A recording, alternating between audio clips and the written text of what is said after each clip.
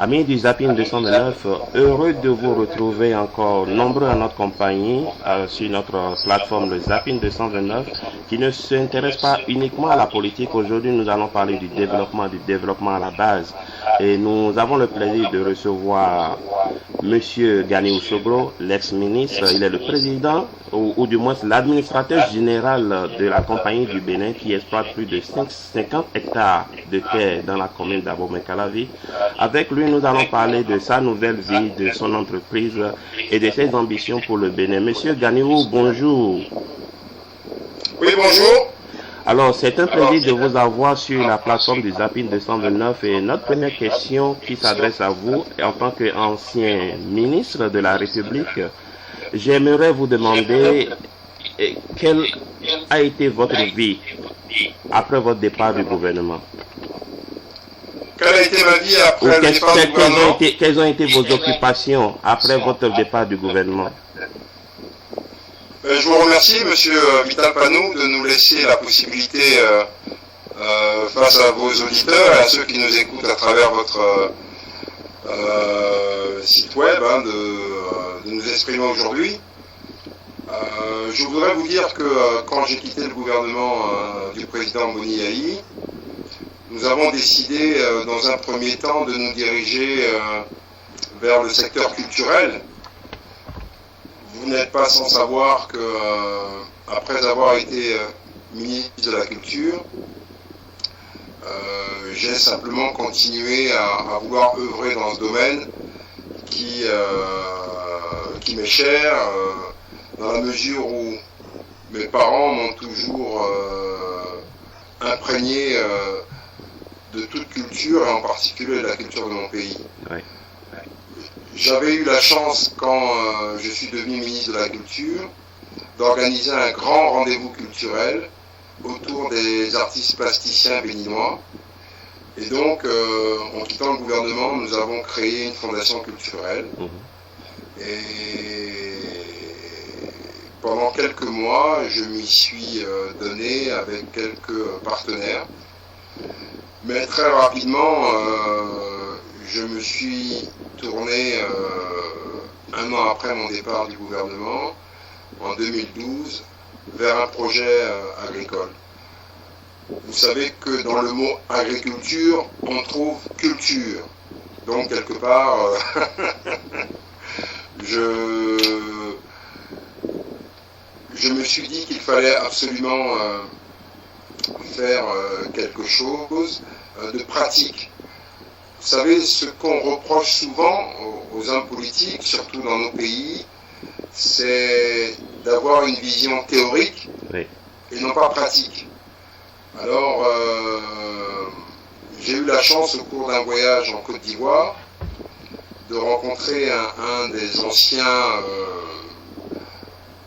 qui ont suivi le parcours de Feu Félix Houphouët-Boigny, le président ivoirien, qui m'a dit qu'à l'époque du président Houphouët-Boigny en Côte d'Ivoire, il avait impliqué très largement à la fois les hommes politiques et les fonctionnaires de son pays à investir dans l'agriculture. Ce qui fait qu'aujourd'hui, énormément d'Ivoiriens ont des fermes agricoles. Alors, à partir de ce moment-là, en 2012, nous avons décidé donc de passer à la pratique et de nous lancer dans ce projet agricole, à la fois pour répondre à deux exigences. La première, c'est la question de l'emploi dans notre pays, et la deuxième, la question de la sécurité alimentaire. Donc je ne sais pas si j'ai répondu à votre question, mais... Tout à fait, monsieur le ministre. Et moi, ce qui me préoccupe, c'est que vous n'êtes pas le premier politicien, le premier homme politique du Bénin à avoir choisi de faire l'acquisition d'une ferme. Mais c'est une première que de voir un ancien politique, n'est-ce pas, s'adapter au milieu de l'agriculture, c'est-à-dire s'intégrer au milieu de l'agriculture. C'est que vous vivez sur le terrain, si je ne me trompe, d'après les informations que nous avons, d'après les images que nous voyons également, c'est que vous avez opté de prendre cette vie, de vivre la vie d'un fermier, par exemple, comment en êtes-vous arrivé là exactement? Parce qu'il y a beaucoup d'hommes politiques qui ont des fermes, mais qui les font gérer par d'autres personnes, par des experts. Mais vous, vous avez choisi, n'est-ce pas, de vous mouiller, de mouiller vos habits, de vous salir les mains, n'est-ce pas, pour garder votre ferme. C'est vrai, c'est vrai. Disons qu'au cours de notre réflexion, j'ai eu la chance d'abord de rencontrer énormément de gens pour m'imprégner de ce projet. Et donc on a mis une méthodologie de travail en place, mais avant de vous parler de la méthodologie, j'ai eu la chance de rencontrer deux grands hommes d'affaires de notre pays, que je vais citer, à la fois M. Sébastien Javon et M. Janos Ativi, qui tous les deux m'ont dit, si tu veux réussir cette expérience, il faut que tu sois sur place. Si tu n'es pas sur place, surtout dans les premières années du projet, ça ne peut pas marcher. Et ça ne marchera pas. Et 3 ans après, je me rends compte que cet adage est toujours d'actualité. Si je ne suis pas largement au quotidien des activités de la plantation, vous ne pouvez pas suivre réellement ce qui s'y passe. Monsieur Panou, le problème d'un projet agricole, et vous me donnez l'occasion et l'opportunité de le dire à ceux ou à celles d'entre nous au Bénin ou ailleurs qui voudraient se lancer dans ce domaine, c'est que la rentabilité d'un projet agricole, elle ne se voit qu'après 3 voire 4 années. Et c'est pour ça que les politiques gouvernementales qui ont été mises en place sont pour ma part vouées à l'échec. Et vous me donnez l'opportunité de revenir sur la méthodologie que nous avons mis en place il y a 3 ans pour conduire à bien ce projet. La première année, comme je vous l'ai dit, j'ai énormément écouté, observé, en me disant que nous allions faire le choix du maraîchage, parce que dans l'agriculture, vous avez plusieurs secteurs. Vous avez l'élevage, vous avez le maraîchage. Donc l'élevage est pour ma part un autre métier de l'agriculture. Et donc nous avons fait le pari du maraîchage. Et donc nous sommes partis en Côte d'Ivoire, au Ghana, en Israël, en France, en Espagne. Nous avons rencontré des experts de l'INRA, l'Institut de recherche agronomique en France.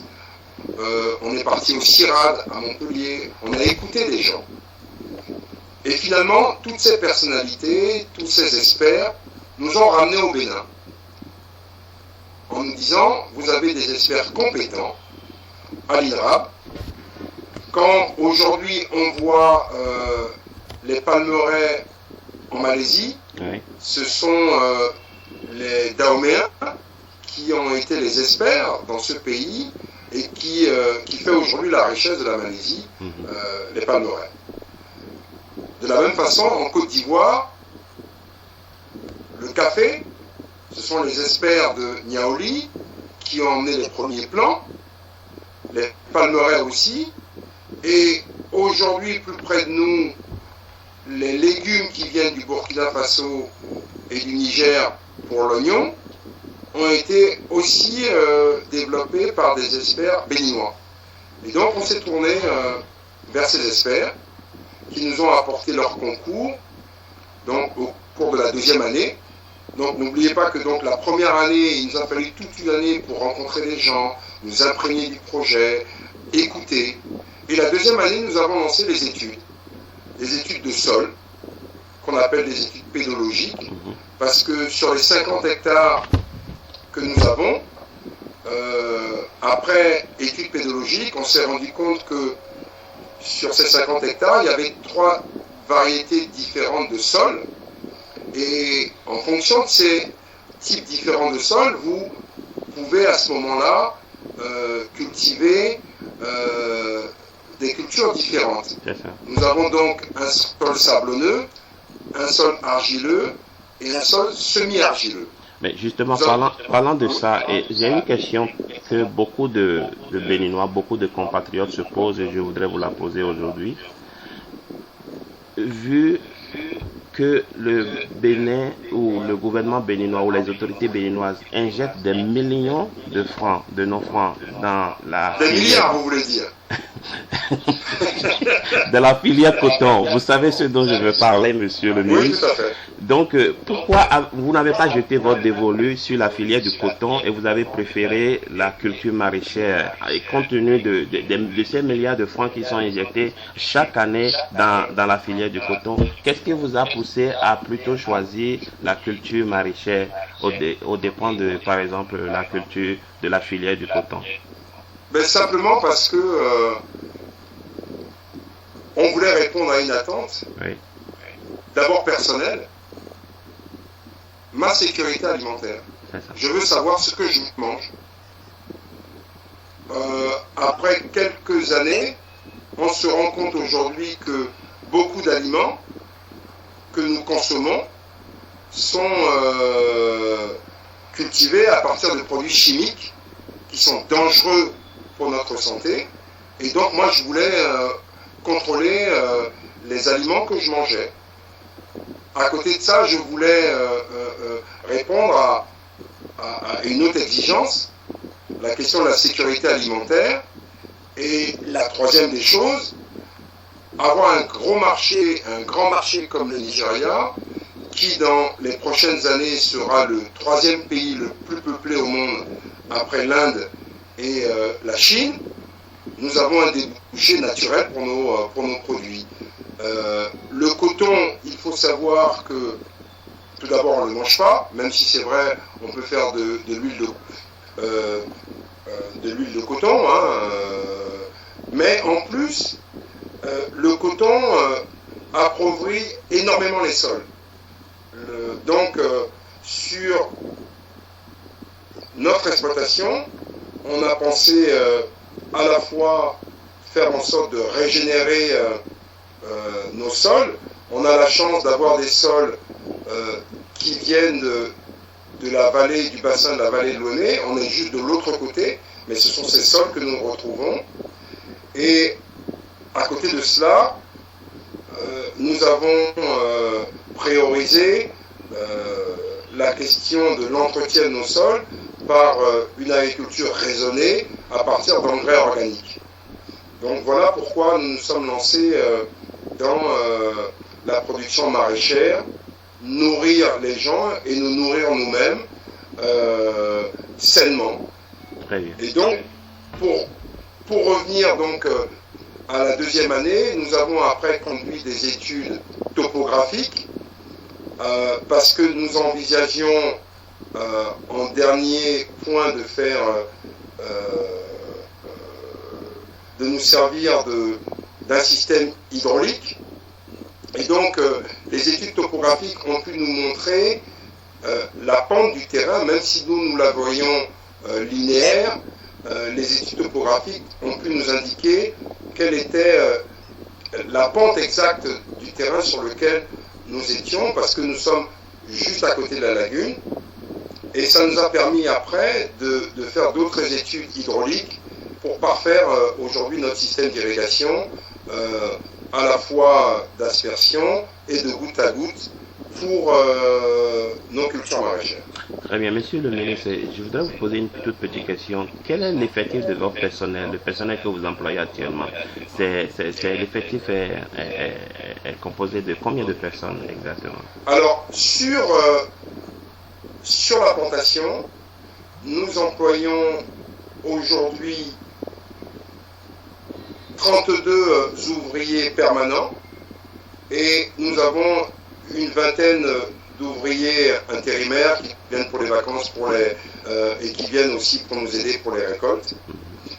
Mais je peux vous certifier que cette activité, et c'est pour ça que en écoutant l'ancien ministre de l'Agriculture du président Oufoué, il m'a dit tu vas impacter une région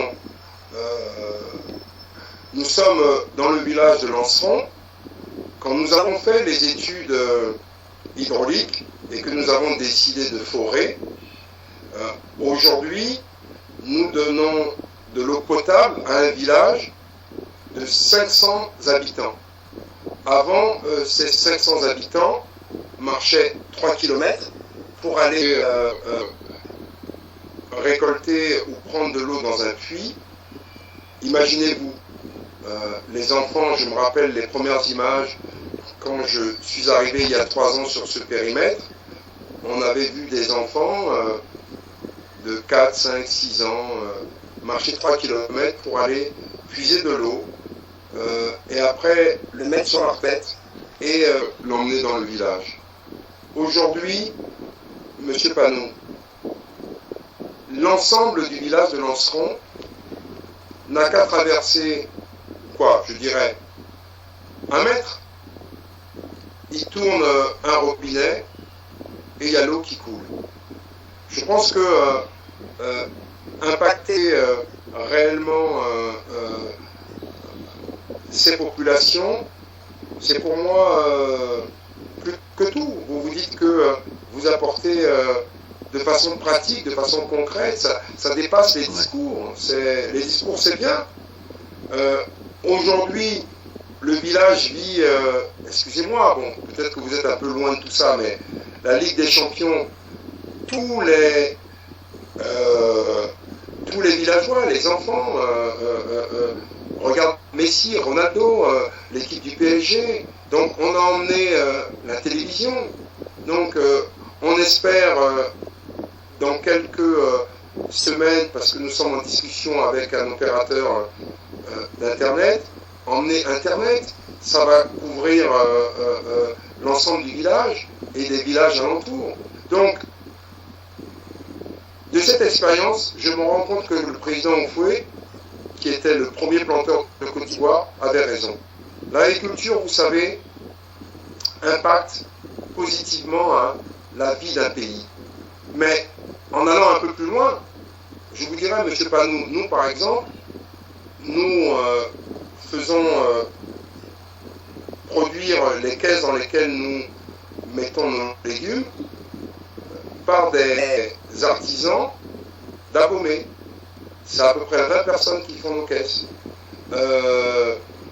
Nous impactons des électriciens, des manutentionnaires, ceux qui nous cousent les habits pour nos travailleurs aussi trouvent de l'emploi. Donc, quand je dis que nous touchons 150 personnes au minimum, 150 familles, je sais de quoi je parle.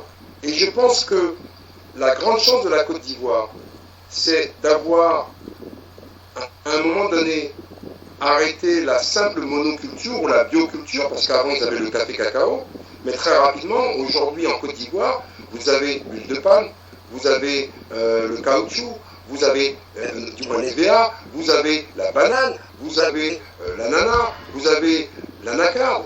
Donc, vous avez une diversité de cultures qui font en sorte que derrière ça, des entreprises se créent. Imaginez-vous que nous, pour pouvoir répondre aux exigences de certains de nos clients, on est obligé d'acheter au Ghana, en Côte d'Ivoire, les sachets, les barquettes dans lesquelles nous mettons nos tomates. Mais la Côte d'Ivoire aujourd'hui a un marché tertiaire grâce au marché primaire qu'est l'agriculture. Ça impacte les transporteurs, les entreprises de communication, de marketing. Donc, les jeunes qui sortent de l'université trouvent un emploi. Justement, monsieur le ministre, vous avez donc capitalisé déjà 3 années d'expérience. C'est pas petit, c'est pas beaucoup. Et ça devrait vous avoir donné un œil avisé sur les réformes agraires à entreprendre dans ce domaine dans notre pays. Quels sont les conseils, quelles sont vos expertises dans ce domaine et quels conseils vous pouvez par exemple prodiguer? Vous avez tout à l'heure rappelé que nous éjections des milliards dans la filière coton. Oui. Aujourd'hui, les cultures vivrières qui nourrissent le peuple béninois, qui devrait être aujourd'hui à côté de la filière coton. On manque à peu près de tout. Je vais vous donner un exemple. Les semences pour nos cultures. L'INRAB en fait certaines, mais on est obligé d'acheter des semences à des entreprises étrangères. Ça coûte énormément cher. Dans les intrants, au niveau des coûts pour une entreprise agricole, vous avez les intrants, vous avez les engrais, vous avez les produits phytosanitaires.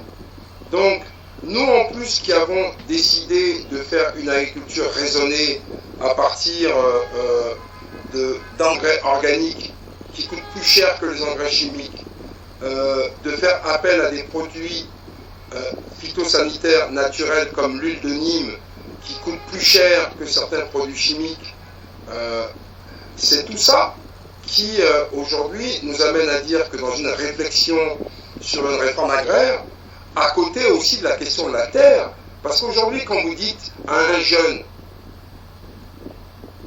va te donner dans le secteur agricole, encore faudrait-il qu'il puisse avoir accès à la terre. Cette terre que nous vendons allègrement à des entreprises étrangères ou à des étrangers. Il faudrait sécuriser ces terres-là pour des nationaux.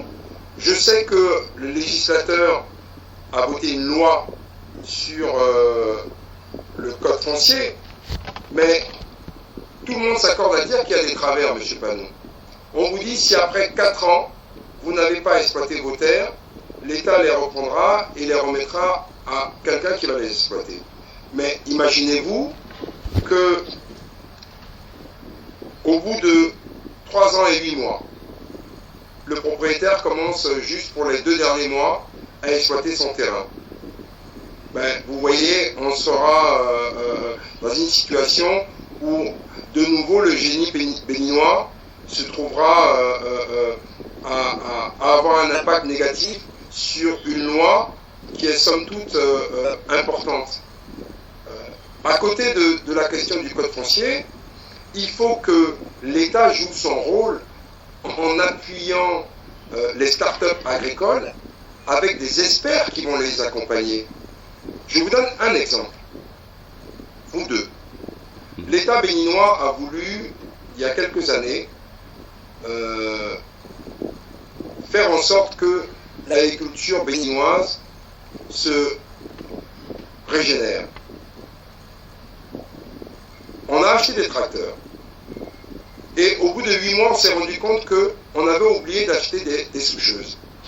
Donc, on a gaspillé des milliards en se rendant compte qu'il aurait fallu acheter des soucheuses parce qu'on n'avait pas fait appel à des experts agronomes qui nous auraient dit, d'abord, il vous faut des soucheuses, mais vous devez faire des études de sol parce que tous les tracteurs ne sont pas bons pour tous les types de sols.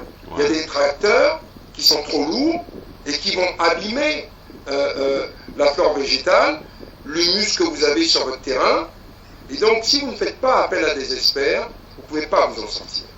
Et d'autre part, ces experts qui nous accompagnent depuis 3 ans, imaginez un seul instant que nous n'avions pas ces experts à nos côtés. Mais vous ne pouvez pas y arriver. Même les techniciens agronomes que nous avons, ben, ils ont appris la théorie. C'est aujourd'hui, au contact de la pratique, depuis que nous avons effectivement démarré nos activités sur le domaine, c'est-à-dire depuis le 18 mai 2014. Les images que vous voyez de Lanceron ont démarré effectivement il y a un peu plus d'1 an. Vous voyez, le projet, ça fait 3 ans que nous travaillons dessus, mais les premières, je dirais, les premiers travaux, avec le démarrage des pépinières, a commencé il y a le 18 mai 2014. Donc, les réformes que nous devons faire, ce n'est plus d'injecter de l'argent et des milliards dans des fonds d'aide à la jeunesse, mais au contraire, de voir comment l'État peut amener le secteur bancaire à être aux côtés des startups agricoles. Car aujourd'hui, le coût de l'argent est élevé.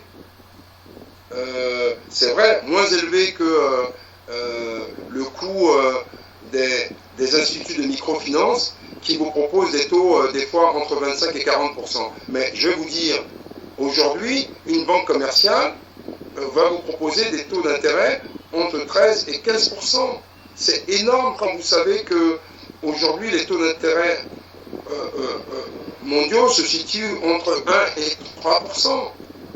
Donc, et encore, les banques commerciales vous demandent des garanties telles que bon nombre d'agriculteurs n'arrivent pas à faire appel au concours bancaire. Et donc tout se fait en fonds propres. Mais nous savons tous que les activités agricoles ne peuvent pas être pérennes simplement à coup de fonds propres. Quand vous voyez la politique agricole commune en Europe, ils ont des aides sur une durée de 15 à 25 ans, sur des taux d'intérêt très bas, sur une aide de l'État, ce qui n'est pas le cas dans nos pays. Justement, monsieur le ministre, je crois que vous abordez ma toute prochaine question par rapport aux difficultés que vous avez dû rencontrer. Vous venez d'aborder le problème, la difficulté de financement. Après 3 années d'expérience, quelles sont les difficultés que vous avez dû rencontrer? Écoutez, on en a rencontré beaucoup, hein, mais c'est pour ça que nous vivons au quotidien à Lanceron. Comme je dis souvent, moi je me lève à 5 h du matin au chant du coq du village. Mais la première difficulté, c'est les ressources humaines. Beaucoup de jeunes apprennent l'agriculture, mais veulent tous rester dans les bureaux climatisés. Donc très peu sont prêts à aller travailler à la terre, alors que c'est formidable, mais parce que vous n'avez rien d'acquis. La terre, vous devez tous les jours faire face à des difficultés. Il pleut pas assez, il pleut trop. Bon, vous avez mis en place un système d'irrigation, vous maîtrisez l'eau, c'est déjà quelque chose. Mais rendez-vous compte, un système d'irrigation pour un jeune qui voudrait se lancer dans le maraîchage ou même dans la culture du soja, un système d'irrigation coûte entre 2,5 millions et 4 millions par hectare. Vous vous rendez compte Vous dites par hectare? Vous dites par hectare? Par hectare. Et vous devez, avant cela, travailler votre sol, faire appel ou louer ou acheter un tracteur, un bulle.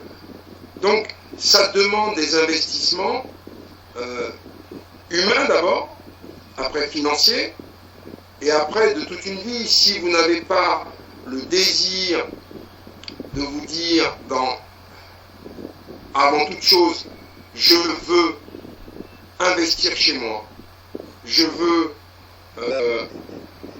créer des emplois pour ma jeunesse, je veux monter une entreprise pérenne, mais vous ne vous lancez pas dans ce domaine. Ça demande de la volonté moi des fois je souris quand des gens me disent bon il est né avec une cuillère d'argent dans la bouche donc il n'a pas de problème. Écoutez, des problèmes j'en ai, hein. Des problèmes d'argent, il faut payer les salaires, il faut être tout le temps sur le terrain. Je veux dire, c'est pas parce que vous êtes bien né que tout vous est dû, et en plus si vous voulez acquérir de l'expérience, et ça s'acquiert sur le terrain, nul ne sera à votre place. Donc vous connaissez l'environnement en plus du monde des affaires au Bénin, le président du patronat a eu à en parler pendant de nombreuses années, c'est pas évident. Beaucoup d'entrepreneurs préfèrent aller ailleurs. Donc, mais je pense pour ma part que loin de moi de vouloir faire du populisme, au contraire, il faut montrer à nos compatriotes que le partage est important. Je vous ai dit au début de cette entrevue que j'avais eu la chance que M. Aljavon me dise « Gagnou, il faut que tu sois là-bas, sinon tu ne vas pas pouvoir y arriver ». Mais toutes les erreurs que j'ai pu commettre, personne n'a été là, et que je commets encore, hein, avec mes collaborateurs, avec mon directeur d'exploitation, avec tous les autres, mes ingénieurs. Écoutez, personne n'a été là pour nous dire « Attention, voilà, ça va être pas facile, il dit, va taper à telle porte ». L'État, malheureusement, ne m'accompagne pas, moi, depuis 3 ans. Alors on vous dira, ah mais oui, mais il veut gagner de l'argent. Et puis, mais d'abord, pour gagner de l'argent dans l'agriculture, ça se fait au bout de 3 ans, de 4 ans. Hein. Nous, on a démarré il y a 1 an, effectivement, même si ça fait 3 ans que nous travaillons sur ce projet. Donc, j'aurais bien aimé avoir des aides de l'État, et je ne suis pas le seul.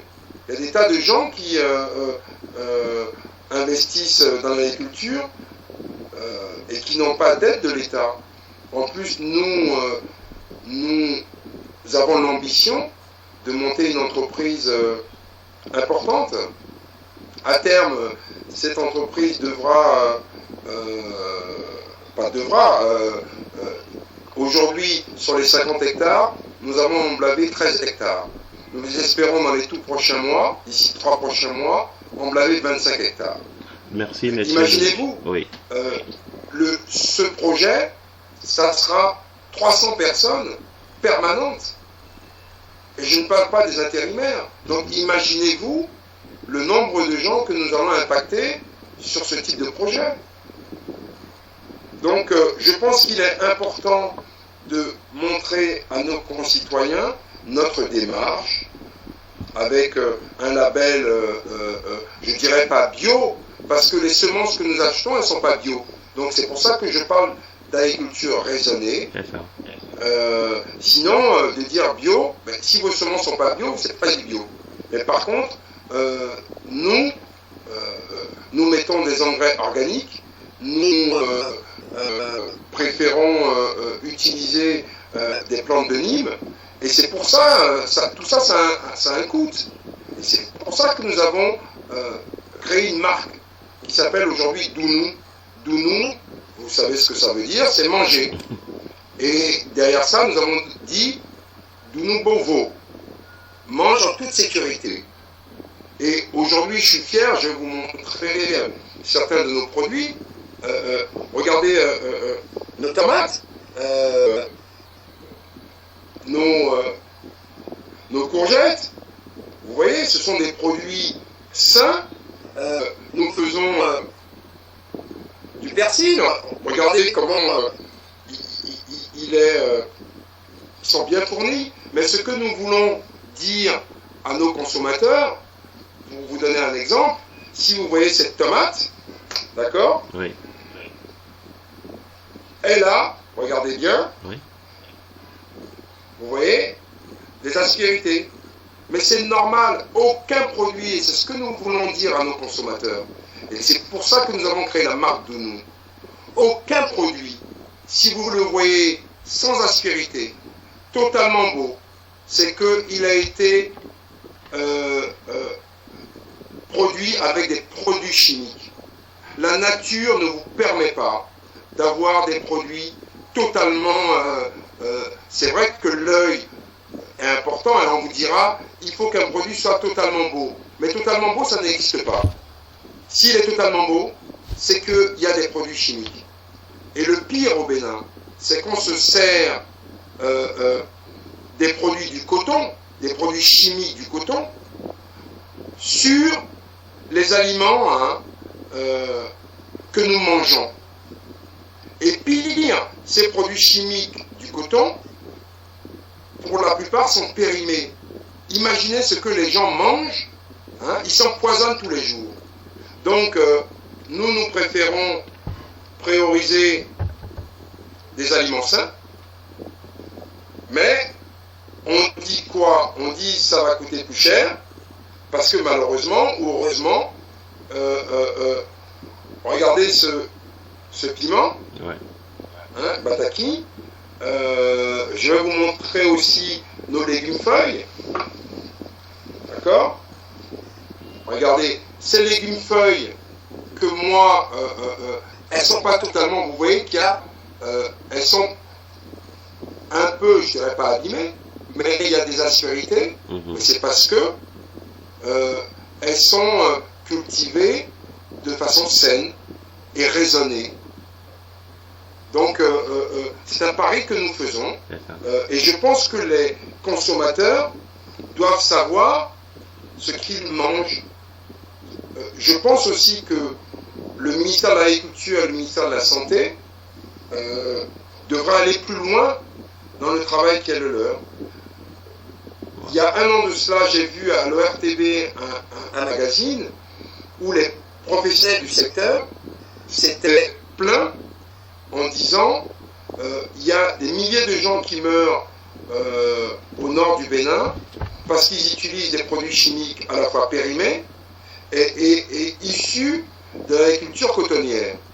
En plus, c'est eux qui le disaient, les gens utilisent de l'endosulfan, un produit chimique mortel, qui est aujourd'hui banni depuis 15 ans, et qu'on utilise sur les produits maraîchers.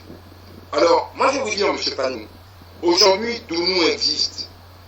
Dounou Bovo, hein, veut dire à nos clients, priorisez ce que vous mangez. Parce que derrière vous, il y a vos enfants, il y a vos petits-enfants. Et donc, on doit faire attention à ce qu'on mange. Moi, ce que je mange m'est important. Et c'est pour ça que aujourd'hui, je livre mes parents, qui me sont importants, parce que je pense que ce qu'ils mangent, on doit avoir une traçabilité. Est-ce que vous savez que, et ce n'est pas mon rôle de venir citer des entreprises, je pense que c'est aux structures adéquates de le faire, mais utilisent des piles pour pouvoir, les piles, donc vous avez un produit qui sort des piles usagées, hein, le nitrate ou je ne sais trop quoi, dont les gens se servent comme engrais chimique. Ah oui. C'est du poison. Donc, on ne peut pas accepter cela. Et je vous dirais autre chose. L'agroalimentaire, la nourriture, c'est aujourd'hui, dans certains pays, des secteurs prioritaires. Quand vous voyez l'art culinaire chinois, français, italien, marocain, et maintenant d'autres pays s'y mettent, c'est un enjeu mondial. Si le groupe Carrefour a monté un hub en Côte d'Ivoire, un grand carrefour en Côte d'Ivoire, c'est pour pouvoir vendre leurs produits sur toute la sous-région. Mais nous devons, si vous achetez des produits importés, mais vous ne créez pas des emplois chez vous. Au contraire, vous fixez les emplois à l'étranger et vous détruisez des emplois que vous pourriez créer chez vous. Et malheureusement, je ne suis pas un homme d'affaires. Aujourd'hui, je suis un paysan, entrepreneur, mais je suis avant tout un homme politique qui a décidé de passer à la pratique, qui a décidé d'arrêter de dire on devrait faire ceci et qu'il n'y a rien derrière. Vous savez, j'ai été interpellé il y a 4 ans. Quand je suis sorti du gouvernement, j'ai parlé, M. Panou, du Small Business Act américain, d'une loi qui accompagne les petites PME, PMI américaines. Et c'est cette loi qui a permis à des grandes entreprises aujourd'hui comme Hewlett-Packard, comme Apple, d'être les mastodontes qu'on voit aujourd'hui, comme Google. D'accord? La loi du Small Business Act qui a été repris par le président Sarkozy pendant sa campagne il y a quelques années. J'en ai parlé. Personne n'en a fait cas. C'est à croire qu'on ne veut pas de ça au Bénin. On ne veut pas soutenir le secteur privé. D'accord ? Au contraire, c'est l'État qui, au lieu de jouer son rôle de facilitateur et de régulateur, qui s'initie dans la gestion du secteur privé, qui crée des distorsions au niveau du secteur privé. Et donc, à un moment donné, je me suis dit, ok, tu fais des propositions. Des gens m'ont dit, mais écoutez, la Gagny en particulier, il ne fait que parler. Il n'a qu'à créer quelque chose. Mais c'est ce que nous avons fait. Mais c'est vrai, vous rigolez, mais c'est la réalité. Ils m'ont interpellé.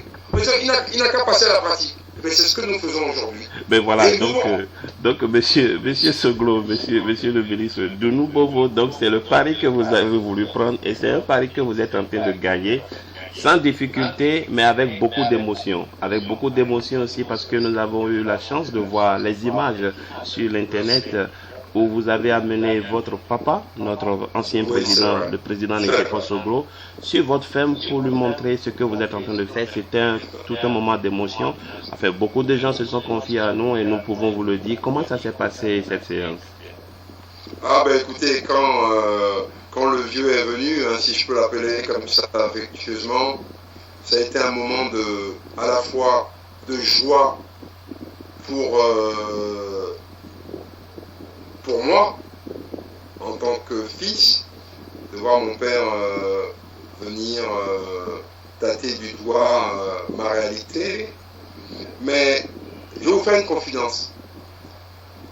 Là encore, les villageois doutaient.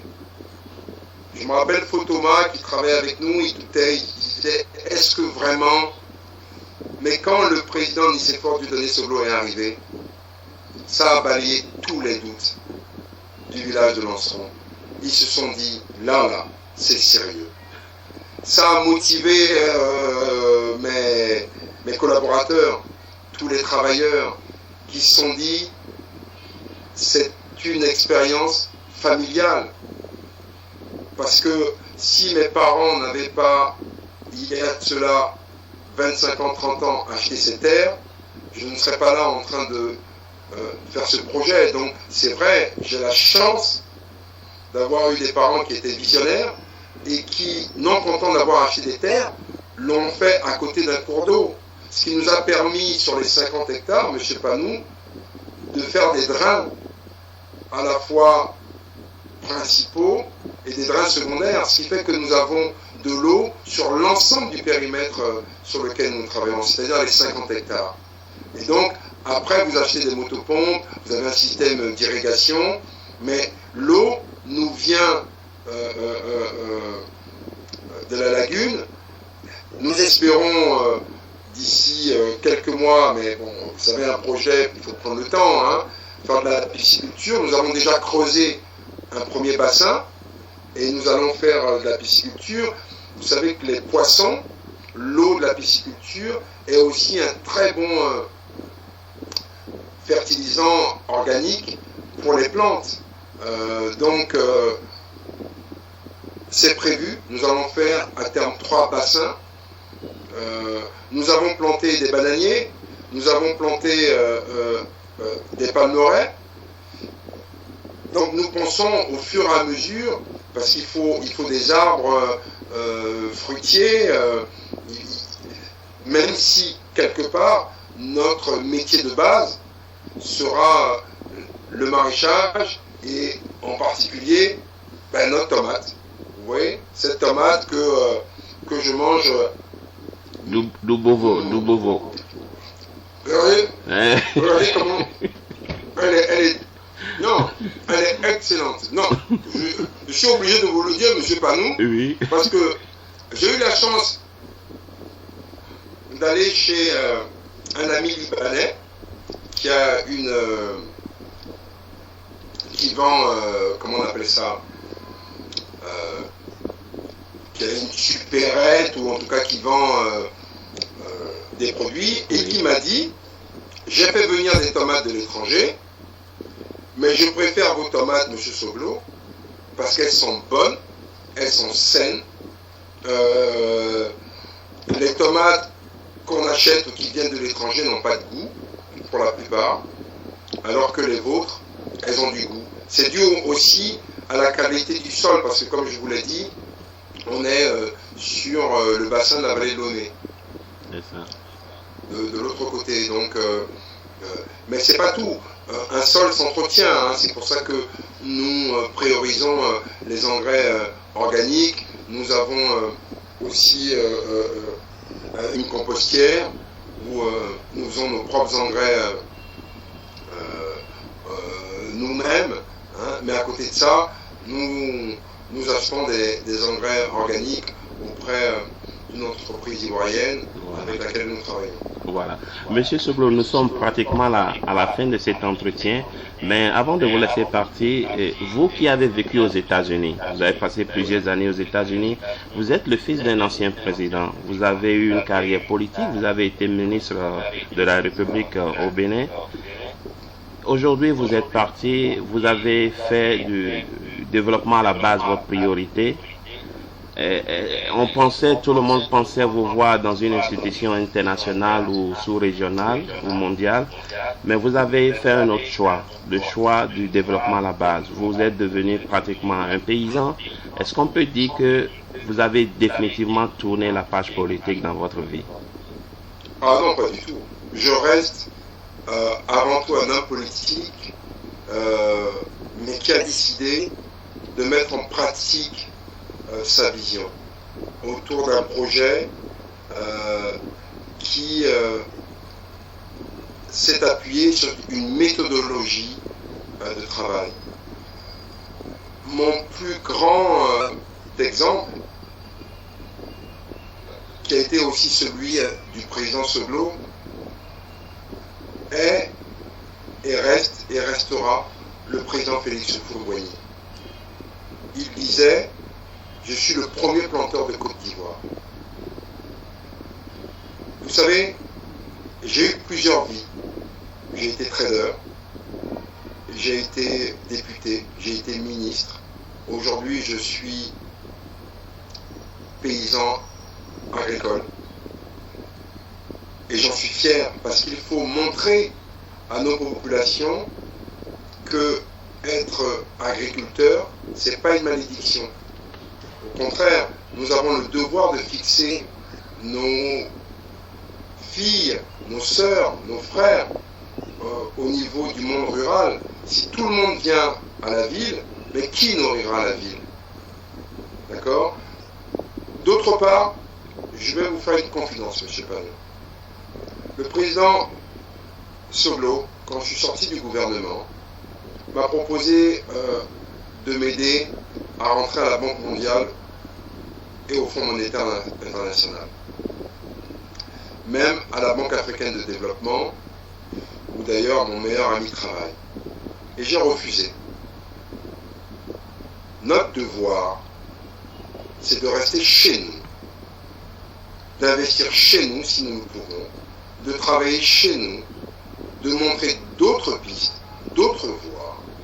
C'est pas facile, parce que comme je l'ai dit il y a quelques mois, au Bénin, on n'aime pas les gens vertueux. D'accord? J'ai été ministre de la République, je ne suis dans aucun scandale, je le clame haut et fort, parce qu'il serait trop facile de mettre tout le monde dans un même sac. D'accord? D'autre part, vous connaissez, si j'avais volé les artistes, ils le clameraient aujourd'hui haut et fort. J'ai été ministre des Sports. Par ma politique personnelle, après avoir été président des Requins, j'ai découvert des joueurs comme Stéphane Cessignon, Noël Seka, Abou Maïga. Par la politique que j'ai menée en tant que ministre des Sports, avec le président de la fédération de l'époque, M. Anjorin, on a mis en place un travail de détection qui a permis de trouver des jeunes footballeurs comme ceux qu'on voit aujourd'hui, les Dima Coucou et j'en passe. Et je dois remercier M. Ajabon qui nous a accompagnés. J'ai été désolé de voir que le gouvernement ne l'a pas suivi dans sa démarche. Il n'y a pas de génération spontanée, M. Panou. Le sport commence à l'école. Après, l'État peut accompagner le secteur privé à créer des centres de formation. Mais regardez, la plupart des athlètes jamaïcains, kenyans, les Usain Bolt, ils ont commencé à l'école, dans les championnats scolaires. Et donc, à un moment donné, et j'en terminerai là, M. Panou, je me suis dit, est-ce que tu dois penser à ta personne seule et à celle de ta famille proche, ou travailler pour ton pays en créant des emplois? C'est vrai, à terme, j'aimerais gagner de l'argent, ce qui est normal, mais ma démarche est celle d'un citoyen béninois qui a la chance de faire partie de cette famille, de dire j'investis chez moi. Sinon, M. Panou, j'aurais pu aller à la Banque mondiale, au Fonds monétaire, à la BAD, j'aurais eu un emploi pour moi, pour mes enfants, pour ma femme. Aujourd'hui, bon nombre d'hommes politiques que nous voyons qui ont quitté des fonctions ministérielles, écoutez, sont consultants, sont experts, vont travailler dans les organismes. Je ne dis pas que ce n'est pas bien, mais qu'on ne me reproche pas aujourd'hui d'investir chez moi et en plus de le partager à mes concitoyens. Je ne le cache pas. La démarche que nous avons voulu avec nos collaborateurs, c'est de dire c'est possible, mais avec une bonne démarche. C'est possible si vous êtes accompagné d'experts. C'est possible, mais attention, il y a énormément de choses financières, il y a foncières. Donc, de dire tout ça aux jeunes ne veut pas leur dire ne vous lancez pas dans l'agriculture, mais comme diraient certaines personnes, l'État doit jouer son rôle de facilitateur, de régulateur. Tous les pays au monde qui ont développé leur agriculture l'ont fait à partir d'un État qui avait une vision claire, précise. Voilà. Justement, cela m'amène à conclure cet entretien avec vous, ne pas sans aborder la période cruciale dans laquelle nous nous trouvons actuellement. Nous sommes à quelques mois des prochaines élections présidentielles. Et puisque vous n'avez pas définitivement pas tourné la page politique dans votre vie, quel doit être, selon vous, le profil du prochain chef de l'État à élire en février et mars 2016? Je sais pas, nous, c'est un peu... votre question, elle est difficile parce que tous les profils peuvent répondre à cette exigence. À la seule condition que ce soit le peuple, d'abord, qui vote réellement pour le candidat de son choix, en ayant vraiment tout le recul nécessaire pour se dire ce monsieur ou cette dame va répondre à nos attentes. Et donc, les attentes d'un président, c'est d'abord qu'il aime son prochain, qu'il aime son pays. Moi, je ne suis pas né au Bénin, mais j'aime fondamentalement et foncièrement mon pays. Peut-être parce que je n'y suis pas né, peut-être parce que j'ai souffert du racisme à l'étranger, et que une fois chez moi, je me suis dit, nord, sud, est, ouest, mais où est pour moi dedans? Nous sommes avant tout des Béninois. Dans mon approche, je n'ai pas peur de me montrer, de montrer ce que je fais. En général, les Béninois ne montrent pas ce qu'ils font. Ils se cachent. Moi, j'ai foi à mon pays. Donc, ce que nous souhaitons, c'est un président qui aime son pays, qui est prêt à travailler pour son pays. Je pense que le premier slogan pour notre peuple, c'est le travail. Je n'en connais pas un autre. Vous êtes aux États-Unis. J'ai vécu. Les Américains travaillent 20 heures sur 24. Ils veulent gagner de l'argent, mais ils travaillent à Zomiton. C'est le premier slogan, M. Panou. Vous êtes d'accord avec moi? Alors, monsieur Galiou Soglo, pour quelqu'un comme moi, un jeune de la diaspora comme moi, un jeune qui voudrait rentrer, qui vous voit faire et qui est épaté par ce que vous faites et qui a envie de rentrer et de faire comme vous, quel conseil vous lui donnez pour finir? Il faut avoir la foi. Vous savez, je sais pas nous avons un grand marché à côté de nous. Le Nigeria, c'est pas simplement l'agriculture, c'est le cinéma, c'est le Nollywood, c'est les réseaux sociaux, c'est le tourisme. Vous êtes aux États-Unis, mais je suis persuadé que vous savez ce qui se passe au Canada, au Mexique. La richesse de ces deux pays ont émergé grâce à l'économie américaine. Nous, tout reste à faire. Si vous devez rentrer demain, rentrez. Il y a des femmes et des hommes comme moi qui aussi vous tendront la main, qui aussi vous diront attention, ne va pas dans cette direction. Mais surtout, il faut espérer qu'on aura un gouvernement qui protège ses concitoyens. Monsieur Panou, aujourd'hui les Béninois ont peur de l'État.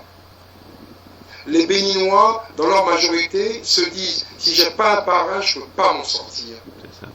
Alors que nos parents, mais c'est l'État, c'est l'école béninoise qui les a amenés à être ce qu'ils sont aujourd'hui.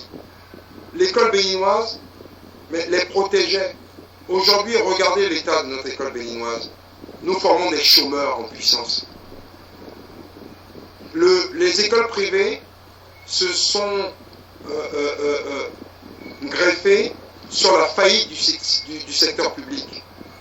Alors que ce qui faisait la grandeur du Dahomey, c'était son service public, l'école de la nation. Aujourd'hui, tout le monde crée une école, c'est devenu un business. Malheureusement, avec quel type de compétences?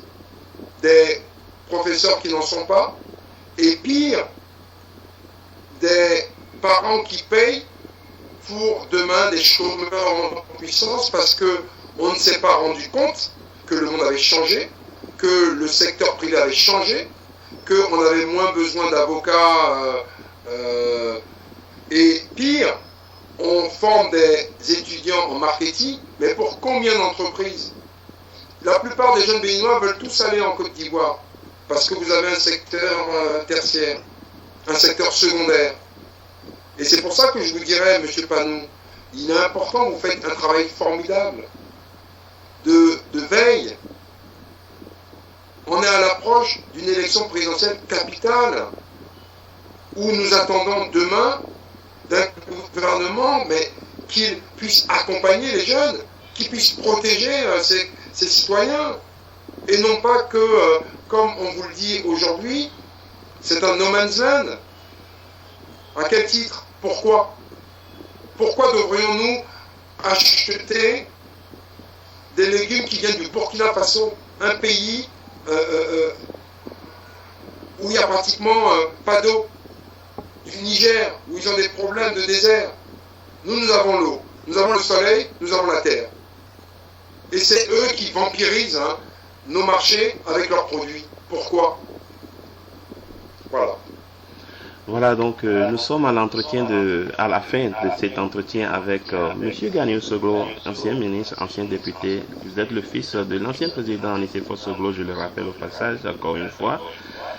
Vous avez choisi de devenir un paysan agricole après avoir connu la députation et une vie politique très radieuse aussi, on peut le dire, mais vous avez commencé par faire une autre expérience et vous faites de l'émulation au niveau de beaucoup de jeunes, je puis vous le dire, parce que moi je parcours beaucoup les réseaux sociaux et je puis vous dire que les jeunes sont beaucoup séduits par ce que vous faites actuellement et c'est la raison pour laquelle nous avons tenu à vous avoir pour cet entretien, pour savoir comment vous vous en êtes sorti après avoir quitté le gouvernement, comment vous avez pu réaliser ce que vous faites actuellement et pour demander pour des conseils peut-être à la jeunesse qui aurait bien voulu faire comme vous aussi. Et merci d'avoir accepté de vous confier à nous dans cet entretien Et je crois que ce ne serait pas la dernière fois que vous aurez à nous faire plaisir de répondre à nos questions sur d'autres questions de développement à la base. Et ce serait avec beaucoup de plaisir que tous les amis du Zapping 229 vont vous voir, n'est-ce pas, pour répondre à nos questions. Merci, Monsieur Soglo, et à bientôt. Merci beaucoup, Monsieur Panou. C'est un honneur pour nous, un privilège. Merci et continuez ce travail important pour nous tous, pour les générations à venir. Et j'espère que j'aurai le plaisir de vous rencontrer un jour face to face, comme disent les Américains. Tout à fait. Dounou Bovo. Dounou Bovo. Et transmettez mes amitiés à votre papa, à notre cher papa, à notre président Lycée Soglo. Nous l'aimons beaucoup. J'y manquerai pas, M. Panou. À très bientôt. À bientôt, monsieur Soglo. Au revoir. Au revoir.